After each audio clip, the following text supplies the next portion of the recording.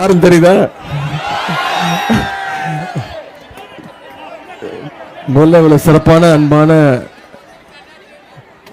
வரவேற்பு கொடுத்திருக்கக்கூடிய கொடி மட்டும் கீழே இறக்கிடுங்க. அன்பான வரவேற்பு அளித்திருக்கக்கூடிய உங்க அத்தனை பேருக்கும் முதல்ல என்னுடைய நன்றியை தெரிவிச்சுக்கிறேன். இந்த நிகழ்ச்சி இவ்வளவு சிறப்பாக ஏற்பாடு செஞ்சிருக்கக்கூடிய நம்முடைய வெற்றி வேட்பாளர் திரு அரவிந்த் ரமேஷ் அவர்களுக்கும், நம்முடைய மாவட்ட கழக செயலாளர் கொடி இறக்கிடுங்க தம்பி, பின்னாடி தெரியல, மாவட்ட கழக செயலாளர் சைதாப்பேட்டையினுடைய வெற்றி வேட்பாளர் அண்ணன் திரு மா சுப்பிரமணியன் அவர்களுக்கும், நாடாளுமன்ற உறுப்பினர் அக்கா தமிழச்சி தங்கப்பாண்டியன் அவர்களுக்கும், மாவட்ட கழக துணை செயலாளர்கள் பாலவாக்கம் விஸ்வநாதன், பாலவாக்கம் மனோகரன், தொகுதி பார்வையாளர் திரு சந்திரபாபு, திரு பாலவாக்கம் சோமு, ஏழுமலை பஷீர், ஹரிகிருஷ்ணன், ஒன்றிய பகுதி கழக செயலாளர் ரவிச்சந்திரன், மதியழகன், வெங்கடேசன், சங்கீதா பாரதிராஜன், மாவட்ட இளைஞரணி துணை அமைப்பாளர் பாண்டியன், தியாகராஜன், ஸ்ரீகாந்த்,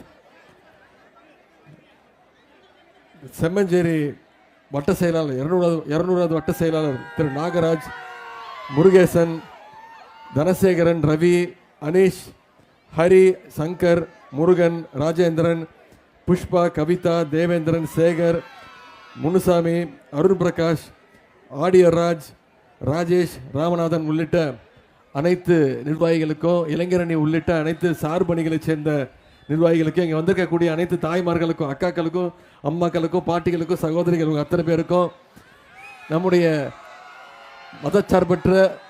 மதச்சார்பற்ற முற்போக்கு கூட்டணி கட்சியை சேர்ந்த நண்பர்களுக்கும், முத்தமிழர் கலைஞருடைய உயிரினும் மேலான அன்பு உடன்பிறப்புகளுக்கும் அத்தனை பேருக்கும் முதல்ல என்னுடைய நன்றியை தெரிவிச்சுக்கிறேன். போட்டோலாம் கிடையாது, போட்டோலாம் இல்லை. கிட்டத்தட்ட 20 நாட்களா 120 சட்டமன்ற தொகுதிகளுக்கு நேரடியாக போய் அங்கே இருக்கக்கூடிய நம்முடைய வெற்றி வேட்பாளர்களுக்கு சின்னத்திலையும் நம்முடைய கூட்டணி கட்சி சின்னத்திலையும் வாக்கு கேட்டுட்டு சோழிங்கநல்லூர் தொகுதிக்கு உங்களை எல்லாம் சந்திக்கிறதுக்கு அண்ணன் அரவிந்த் ரமேஷ் அவர்களை உதயசூரிய சின்னத்தில் நீங்கள் வாக்களித்து வெற்றி பெற வைக்கணும்னு உங்ககிட்ட கேட்க வந்திருக்கிறேன். நான் உங்ககிட்ட கேட்க வந்தேன், ஆனால் நீங்கள் ஏற்கனவே முடிவு பண்ணிட்டீங்களா? வெற்றி உறுதியா? சோழிங்கநல்லூர் வெற்றி உறுதியா? திரு அரவிந்த் ரமேஷ் வெற்றி உறுதி. எந்த சின்னம்? கையை காட்டி சொல்லுங்க, எந்த சின்னம்?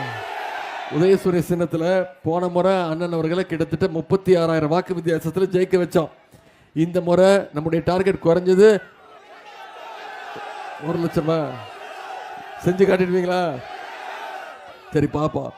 நான் அரவிந்த் ரமேஷ் அவர்களை உங்ககிட்ட அறிமுகப்படுத்தலான்னு வந்தேன். தேவையில்ல, உங்க அத்தனை பேருக்கும் தெரிஞ்சவர் தான் அண்ணன் அரவிந்த் ரமேஷ் அவர்கள்.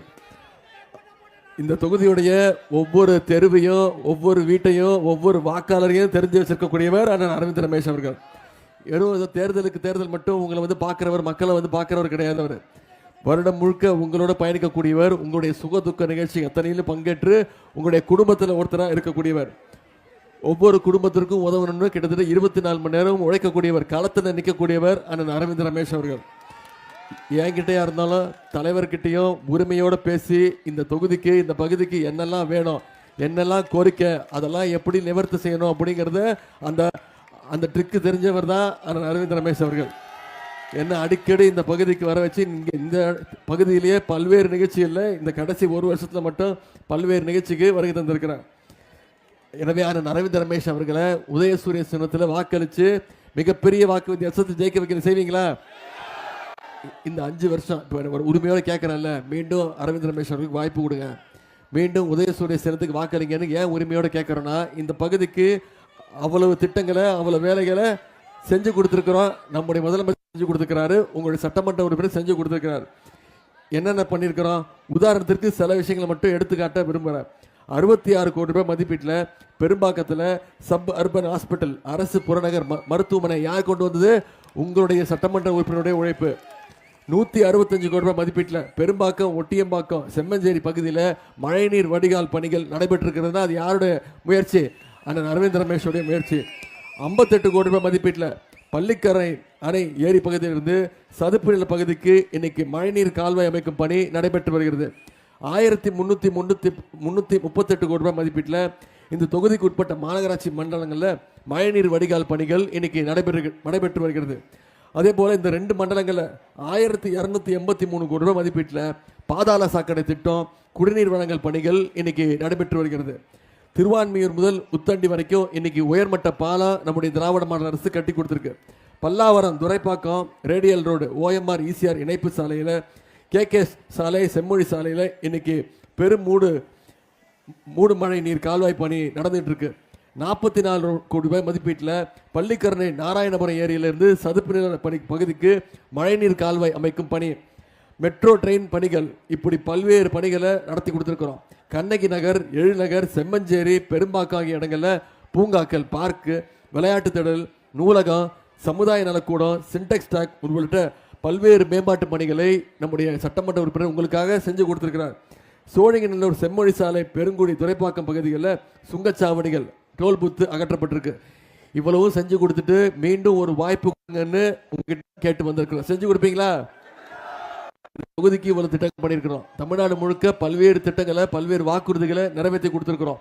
ஆட்சி அமைஞ்சோடனே நம்முடைய முதலமைச்சர் போட்ட முதல் கையெழுத்து மகளிருக்கு கட்டணமில்லா பேருந்து திட்டம் பண்ணி கொடுத்தோமா?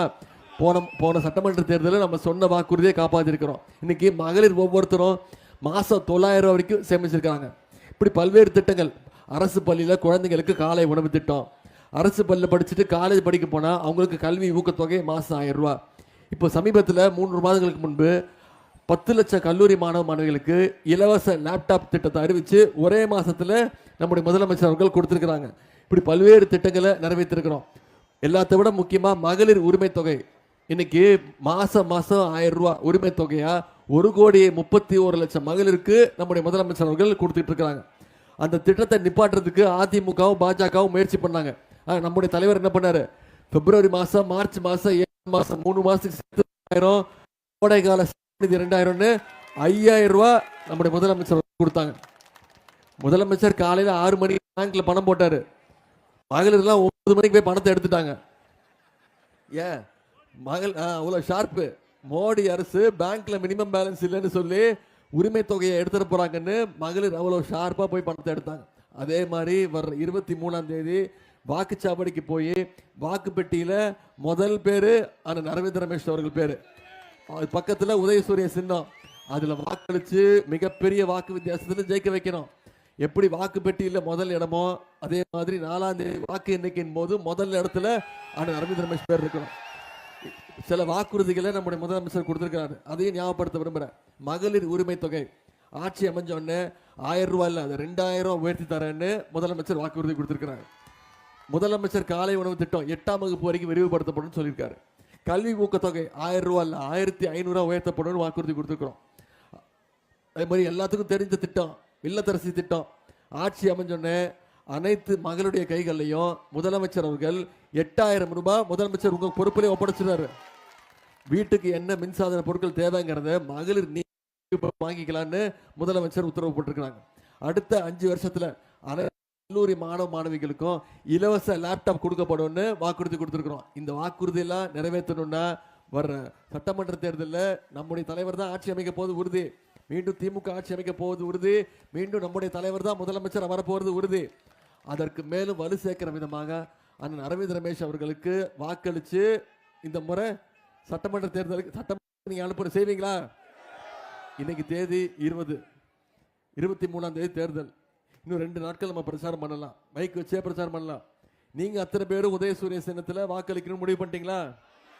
வெற்றி உறுதியா? நான் உங்ககிட்ட கேட்டுக்கொள்வதெல்லாம் அடுத்த 2 நாட்கள் உங்களுடைய பகுதியில், உங்களுடைய வீடுகளில், உங்களுடைய தெருக்களில் யார் யாரெல்லாம் பார்க்குறீங்களோ அவங்க அத்தனை பேர்கிட்டையும் உதயசூரிய சின்னத்துக்கு வாக்கு கேளுங்க.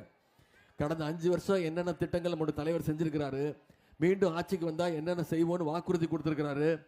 எல்லாத்த விட முக்கியம், தமிழ்நாட்டுக்குள்ள அடிமை கூட்டத்தையும் சங்கி கூட்டத்தையும் நுழைய விட்டுறக்கூடாது அப்படிங்கிற பிரச்சாரத்தை நீங்க ஒவ்வொருத்தரும் ஒவ்வொரு வாக்காளரை சந்திச்சு பேசுனீங்கன்னா சொன்னீங்கன்னா உதயசூரியன் சின்னத்துக்கு தான் அனைவரும் வாக்களிக்கணும், அண்ணன் அரவிந்த் ரமேஷ் அவர்களை அதிகமான வாக்கு வித்தியாசத்தில் ஜெயிக்க வைக்கணுங்கிற பிரச்சாரத்தை நீங்க பண்ணீங்கன்னா நிச்சயம் 50 நீங்க சொன்ன மாதிரி 1 லட்சம் வாக்கு வித்தியாசத்தில் திரு அரவிந்த் ரமேஷ் அவர்கள் வெல்ல போவது உறுதி. செஞ்சு கொடுப்பீங்களா? நான் ஒரு வேட்பாளர் தெரியுமா? போட்டோ கிடையாது, போட்டோ உண்மையாவே இல்ல. தொலைச்சு போட்டோ இருக்கா? போட்டோ இருக்கா? சரி சொல்லிடுறேன் என்னன்னு. போட்டோ தானே வேணும். நீங்க எல்லாம் ஆசையா கேட்குறீங்க, நானும் ஆர்வத்தில் காட்டிடுறேன். ஆனா திட்டு வாங்குறதுலாம் நம்முடைய தலைவர் மீண்டும் மீண்டும் சொல்றதுதான், இந்த தேர்தல் டெல்லி அணி வெர்சஸ் தமிழ்நாடு அணி. டெல்லி அணியை தோக்கடிக்கணும், தமிழ்நாடு அணி நம்ம ஜெயிக்கணும். நான் இவ்வளவு திட்டங்கள் சொன்னேன்ல, இவ்வளவு பண்ணியிருக்கோம்ல, நினைச்சு பாருங்க. ஒன்றிய பாஜக அரசு ஏதாவது நமக்கு துணை நின்று இருக்காங்களா? நமக்கான நிதியை கொடுக்குறாங்களா? தமிழ்நாட்டு திட்டத்தை கொடுக்குறாங்களா? இப்போ தேர்தல் அறிவிச்சோன்னா மோடி வராரு, வந்துட்டு போறாரு. நமக்கான நிதி வருதா? வரல. போன பட்ஜெட்ல தமிழ்நாட்டுக்கு எந்த திட்டமும் இல்லை. போன பட்ஜெட்ல தமிழ்நாடுங்கிற பேரே இல்லை. இதெல்லாம் எதிர்த்து கேள்வி கேட்கக்கூடிய ஒரே தலைவர் நம்முடைய தலைவர். இப்ப சமீபத்தில் பார்த்திருப்பீங்க, டீலிமிட்டேஷன் தொகுதி மறுவரையறையில நாம தான் எதிர்த்து கேள்வி கேட்டு அதுல ஜெயிச்சும் காட்டணும். ஆனா எதிர்த்து என்ன பண்றாரு? மொரட்டு பக்தர்கள் பார்த்திருப்பீங்க, மொரட்டு தொண்டர்கள் பார்த்திருப்பீங்க, ஒரு மொரட்டு அடிமையை பார்த்திருக்கீங்களா? இதைத்தான் சொன்னேன், இதை மட்டும்தான் நான் சொன்னேன். பேசி முடிச்சிடறேன். ஒரு 1ஆம் நம்பர் எடப்பாடி, ஒரு 1ஆம் நம்பர் மோடியுடைய மொரட்டு அடிமை திரு எடப்பாடி பழனிசாமின்னு சொன்னேன். அதுக்கு தான் ஒரு கோவம் வந்துருச்சு. என்ன சொன்னாரு? உதயநிதிக்கு எந்த அனுபவம் இல்லை, ஒரு அனுபவமே இல்லாதவர் அப்படின்னாரு. நான் சொன்னேன், ஆமா எனக்கு அனுபவம் கிடையாது, உங்களை மாதிரி எனக்கு அனுபவம் கிடையாது, இந்த அனுபவம் எனக்கு கிடையாதுன்னு சொன்னேன். இதைத்தான் சொன்னேன்.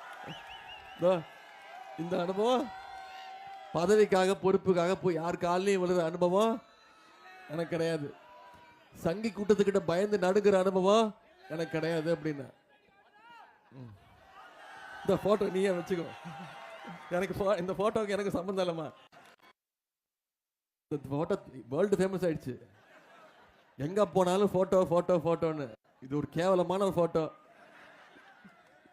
இந்த போட்டோ ஃபேமஸ் ஆகிறதுக்கு யார் காரணம்? நானா? நீங்க காரணம். எல்லாத்துக்கும் மேலே எழுதுங்க. என்னென்ன திட்டுறாரு தெரியுமா? அவரு செத்து போயிடுங்கன்ட்டு என் உயிரை வாங்குறான் அப்படின்ட்டாரு. இதெல்லாம் எனக்கு தேவையா? நான் மீண்டும் மீண்டும் நம்முடைய தலைவர் சொல்றது தான், இந்த முறை மிகப்பெரிய வெற்றி அடைப்போவது உறுதி. இந்த சோழிங்கநல்லூரில் சென்ற முறை வாங்கின வாக்கு வித்தியாசத்தை விட அதிகமான வாக்கு வித்தியாசத்தில் அரவிந்த் ரமேஷ் அவர்கள் இங்கே ஜெயிக்க வைக்கணும். அடுத்த 2 நாட்கள் தீவிர பிரச்சாரம் பண்ணுங்க. ஒவ்வொருத்தரை பார்க்கும் போதும் உதயசூரிய சின்னத்துக்கு வாக்கு கேளுங்க. மீண்டும் அடிமை கூட்டத்தையும் சங்கி கூட்டத்தையும் தமிழ்நாட்டுக்குள்ள நுழைய விடக்கூடாதுங்கிறத மனசுல வச்சுக்கிட்டு பிரச்சாரத்தை பண்ணுவீங்க. செய்வீங்களா? உங்களை எல்லாம் அன்போடு கேட்கிறேன், பண்போடு கேட்கிறேன், பாசத்தோடு கேட்கிறேன், உரிமையோடு கேட்கிறேன், உங்க வீட்டு பிள்ளையாக இருந்து கேட்கிறேன், தலைவருடைய மகனாக இருந்து கேட்கிறேன், இன்னும் பெருமையா சொல்லணும்னா டாக்டர் கலைஞருடைய பேரனாக இருந்து கேட்கிறேன். உதயசூரிய சின்னத்துக்கு வாக்களிங்க. அண்ணன் அரவிந்த் ரமேஷ் அவர்களும் அதிகமான வாக்கு வித்தியாசத்தில் ஜெயிக்க வச்சு சட்டமன்றத்துக்கு அனுப்புங்க. உங்களுடைய அன்புக்கும் வரவேற்புக்கும் நன்றி நன்றி நன்றி.